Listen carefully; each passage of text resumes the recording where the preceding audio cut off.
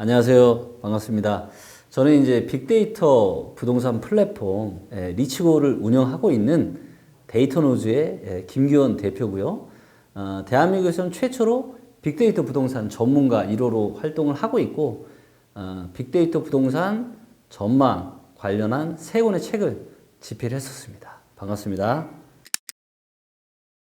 네. 이 부분은 이제 제가 뭐 방송에서도 둔촌주공 청약하기 전에도 제가 얘기했지만 힘들다. 매우 힘들다 상황이. 근데 실제로 결과가 청약 경쟁률이 2순위까지 했는데 6대 1이 안 나왔어요. 근데 서울에 2022년 1월 달부터 11월 달까지 평균 청약 경쟁률이 20대 1이 훨씬 넘습니다. 근데 둔촌주공, 그 좋다는 둔촌주공이 12월 달에 2순위까지 했는데 6대 1도 안 나온 거예요. 즉 하반기 특히 10월, 11월, 12월 들어서 부동산 시장이 완전히 얼어붙은 거예요. 정부에서 사실은 1월 3일 날이 계약 시작일이었고 둔촌주공 같은 경우는 기억하시겠지만 7천억 원이 넘는 3개월 단기 대출을 금리 12%짜리를 시공사, 즉 건설회사에서 보증을 하고 금융회사에서 대출을 해준 거예요. 12%짜리로. 요게 근데 만기가 언제였냐? 1월 19일이었어요. 근데 만약에 이게 안 되면 어떻게 될까요? 이게 안 되면 강원랜드발 이 사태가 일어났던 것처럼 아마 둔촌주공발 굉장히 심각한 부동산 PF 문제가 됐겠죠. 그러다 보니까 정부에서 이거 자칫하면 큰일 날 수 있겠다.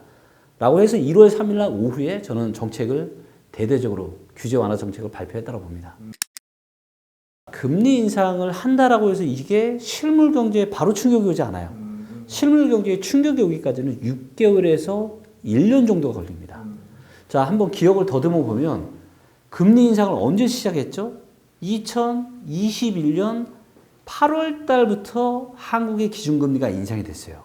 그리고 이게 부동산 시장에 본격적인 악영향을 미치기까지 1년 걸렸거든요. 자, 그래서 이거는 굉장히 중요한 데이터이기 때문에 제가 몇 가지 중요한 데이터를 가지고 설명을 좀 드리도록 할게요. 이게 이제 서울의 주택 구매력 지수 데이터예요.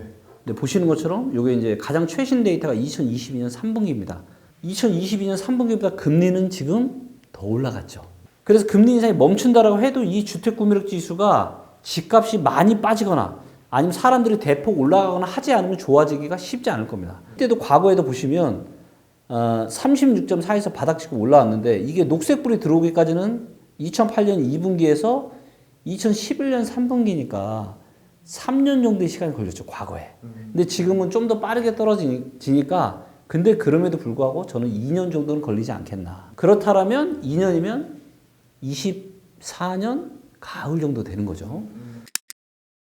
답이 없는 얘기인데 아마 지금 너무 고통스러우실 거라고 봐요. 그냥 소박하게 내 가족들하고 그냥 내 집에서 살고 싶다라는 그 어떤 마음으로 그걸로 이제 사신 건데 이렇게까지 급격하게 지금 상황이 안 좋아질 줄은 전혀 예상을 못 하셨던 거죠. 그래서 일단 첫 번째는 일단은 당연히 소비를 좀 줄이고 그 다음에 대출을 좀 이자가 싼 걸로 갈아타시는 게 좋을 것 같아요. 그래서 이번에 정부에서 특별 보금자리론 혜택을 또 주잖아요. 혹시라도 이제 금리가 좀 높으신 분들은 특별 보금자리론을 좀 알아보셔서 좀 저금리로 갈아타시는 게 저는 좀 좋을 것 같고요. 그 다음에 뭐 투잡을 하든 왜냐면 지금 던지는 거는 안 되고 어떻게든 버티시는 게 최선일 것 같습니다.